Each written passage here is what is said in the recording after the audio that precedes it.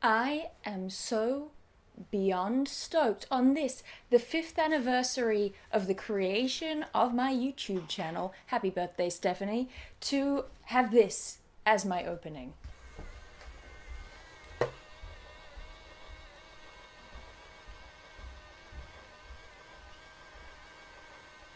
Thank you, Nikolai Peterson.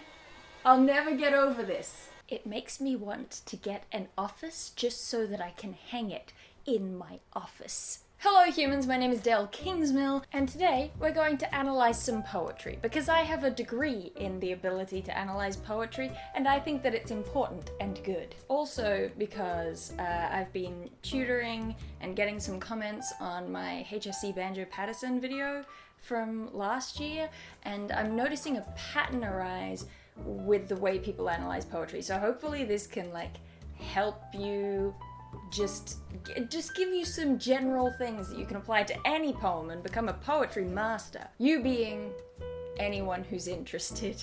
So what we're going to talk about today is Gerard Manly Hopkins, who is the best poet. You can totally... Ooh, book's falling apart, book's falling apart. It's well loved, it's well loved. You can absolutely love another poet more. Another poet can be your favorite. You're definitely justified. However, I think we all need to step back and just acknowledge that Hopkins is the best one. Thank you very much to my uni tutor Anne Collette for introducing me to Hopkins. I'm so worried about this book. So, first thing we're gonna do, we're gonna read the poem, because you should always read the poem first, out loud, if you can. Pretty please. No worst there is none, pitched past pitch of grief. More pangs will schooled at 4 pangs wilder ring. Comforter, where is your comforting? Mary, mother of us, where is your relief? My cries heave herds long, huddle in a main, a chief woe, world sorrow, on an age-old anvil wince and sing, then lull, then leave off. Fury had shrieked, no lingering, let me be fell, force, I must be brief. Oh, the mind has mountains. Cliffs of fall, frightful, sheer, no man fathomed, hold them cheap, may who ne'er hung there, nor does long our small durance deal with that steep or deep. Here, creep, wretch, under a comfort serves in a whirlwind.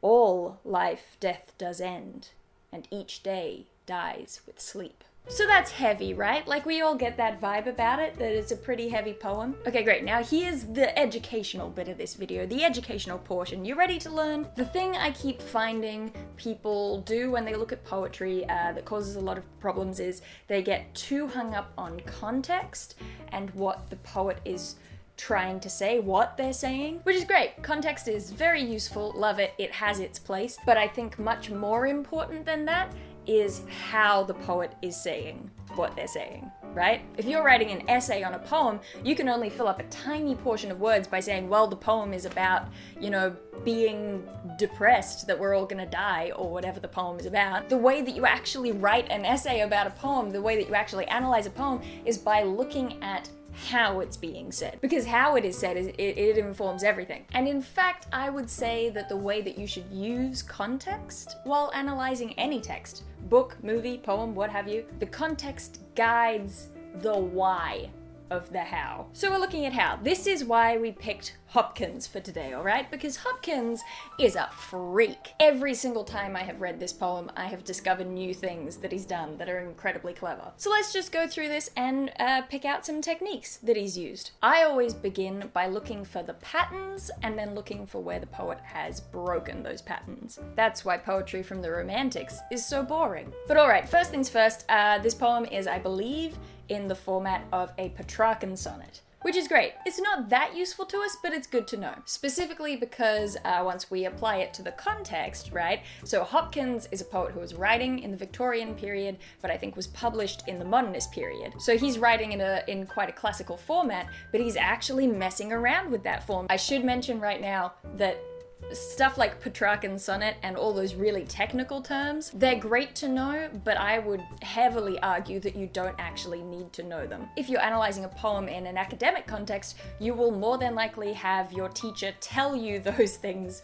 at some point in a lecture or in class, so just make a note of them and then pull them back up while you're writing your essay, but focus your analysis on the everyday techniques, the minutiae. All right, so the biggest technique that stands out to me in Hopkins' work here is the alliteration. Let's take a look. I don't know, I'll try and check up the words on screen and highlight the alliterative parts. So no worst, there is none. Pitched past pitch of grief, more pangs will, schooled at 4 pangs wilder ring. See how we've already got a couple of N's, a ton of P sounds.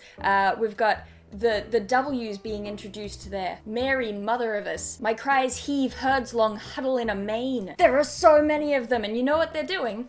They're dragging you through the poem and setting the pace. We've already got the rhymes carrying through that we expect to happen. Grief, ring, comforting, relief, chief, sing, ling, garing, brief, fall, cheap, small, creep, all sleep. There's a very strong poetic pattern there. So we've already got this established kind of rhythm going on underneath everything, but Hopkins totally throws that rhythm out by the way that he places his alliteration, the way that he places his rhymes. So as an example of that in the alliteration, let's take a look. We've got my cries heave, herds long huddle in a mane, a chief woe, world sorrow, an age-old anvil wince and sing, then lull, then leave off. The sounds gather into that. Heave, herds long huddle in a mane, that's got this pulling power to it, doesn't it? Woe, wild sorrow, an age-old anvil wince. Wince and sing. It carries on that S sound as well. So that whole way through, you're just being pulled through, and then suddenly it changes. Then lull. Then leave off. That's a much duller sound, you know? It changes the momentum. It cuts it short. It creates a lull. Boom! And then look at his placement of the rhyme here. Fury had shrieked no lingering. He cuts lingering across 2 lines. He cuts it across the enjambment, this one word, so we're unable to linger. But at the same time, the placement of the rhyme, the first half of the word lingering, does create almost a kind of lingering, doesn't it? Because we have to dwell on that. We have to dwell on the rhyme. It's what our brains do. We recognize patterns. Now look at his word choice. Oh my goodness, the beauty of the word choice. What's the word for word choice? It's got a fancy technical name. Lexicon. Pitched past pitch of grief. So let's remember that poetry is predominantly an oral medium. It's to be spoken and it's to be heard. So when I say pitched past pitch of grief, think about that word. Think about all its meanings. Pitch. Pitch black. Pitch like to throw. Pitch the angle of a slope. Pitch of sound. The way that Hopkins has used this word, it can almost mean any of those. Pitched past pitch of grief, the darkness of grief. The idea of, in the next line, we've got more pangs will, schooled at 4 pangs wilder ring. That ring, the sound of ringing, that means that it could be a pitch of grief. You know, a high-pitched scream. Pitched past pitch of grief. It's thrown beyond grief, you know? The angle, we've got the cliffs, fall, frightful, sheer, no man fathomed, that comes up later on in the poem. The pitch of grief. He's such a genius because it could mean any of these. And the distance between hearing and reading these words is enormous. So don't be tricked by it. Because, for example, wilder ring here is written as ringing, like with a W. But the beauty of a poem is that it can be both at the same time. As soon as you write it down, you have to pick which spelling you want. But as it's spoken aloud, wilder ring could be ringing or ringing. There's a very deliberate decision being made to lean into ambiguity and into ambivalence, which I suppose that's how we start to build things up. The words are ambivalent. We don't know which meaning it has, and it has more than one meaning all at the one time, which leans into the confusion of the poem. It's got this very modernist, sort of fractured and lost tone about the entire poem. There is a gorgeous chaos being depicted here. Now let's take a look at the difference between, because this is broken up into 2 stanzas, got the first half and the second half, and if I remember correctly, that's typical of a Petrarchan sonnet. So he's taking this classical form and he's adhering to it, but boy is he messing around with it as much as possible within those bounds. So we've got the building of speed throughout the first stanza. An age-old anvil wince and sing, then lull, then leave off. Fury had shrieked, no lingering, let me be fell, force I must be brief. Oh, the mind has mountains. That break between those stanzas is the first time, more or less, that you get to breathe in the poem. In fact, I found the first couple of times I was reading this poem that it was almost like Hopkins was deliberately trying to trip you up. He was trying to make it difficult for you to read through the entire thing without slipping up at some point. I think this video might be the first time I've managed to do it without tripping over my words, so hooray me. 12 times the charm. Oh, the mind. Mind has mountains. That repetition of mind in particular serves to really slow you down, force you to think about what's being said now in this second stanza. The whole way through the first stanza, we're being pulled through at speed and kind of flung in different directions like we're on Space Mountain at Disneyland. But suddenly that chaos kind of clarifies and it all points in one direction. Oh, the mind. Mind has mountains, cliffs of fall frightful, sheer, no man fathomed. I always love that little enjambment between cliffs of fall frightful. You fall during that fall frightful. Nor does long our small durance deal with that steep or deep. Here, creep. That's a really good reminder.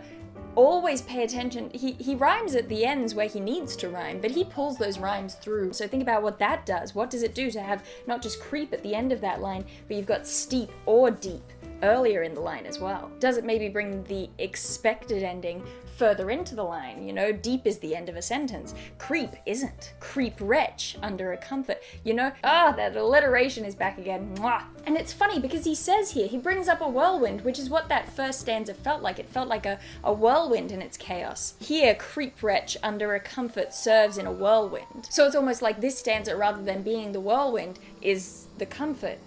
Is the comfort the fact that everything's pointing in the one direction, even if that one direction is death? Is this inescapable slope? Death or depression? You know, your mind is, his mind is all moving in the one direction. The mind has mountains, cliffs of fall frightful. And then we get this, I love this.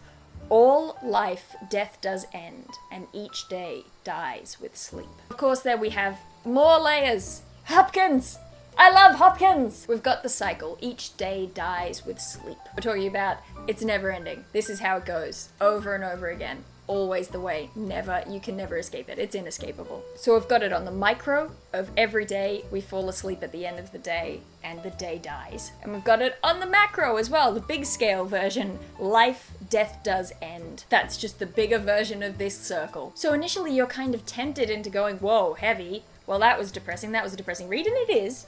I'm not denying that. But remember the ambivalence. Oh, the ambivalence! If each day dies with sleep, then each day begins with waking up, you know? Having that cycle has an almost hopeful bent to it, really, when you actually stop and think about it. If every day dies with sleep, then death doesn't end the cycle of days, right? If we follow that metaphor through, then there's always a waking up at the end. All life, death does end, which of course means all life is ended by death, but the lack of punctuation also enables you to twist it around in your head. If you think about it, all life, death does end. All death ends in life. So there's that ambivalence again. It's hopeful and it's entirely hopeless. Oh, I love Hopkins. I could talk about this poem forever. There's so much more to be pulled out of that poem. It would be the longest video in the world though. I could talk about it for hours. There's a bunch of techniques in there that you can pull out and analyze. I certainly didn't do them all. If you caught one that I missed, leave it in the comments below. I just love talking about poetry. It's nice. So there we go. I'll leave it there. Hopefully you enjoyed that. For those of you who are new, that might have seemed very, very different for you. But for people who've been here for a while, you'll know I'm an English lit nerd. So in part, that was just a lot of me having fun pulling apart a poem that I love, but also hopefully for any of you who are studying English in high school or at university, hopefully you can take away from that you should put a lot of your effort towards looking at how a writer is presenting their text more than what they're presenting. Because again, if Hopkins shows anything, you know, a poem or a book or a movie or anything doesn't have to have one meaning. It can mean more than one thing at a time. So trying to put all your time and energy into working out exactly what the poet was saying, it's a waste of time. Also, the author's dead. So, hey, medium is the message. That's not exactly what that's meant to mean, but I'm appropriating it. I can't think of anything else that I need to say, so apart from that, I do believe that's it. I'm done. Email this to your grandma, and I'll see you some other time.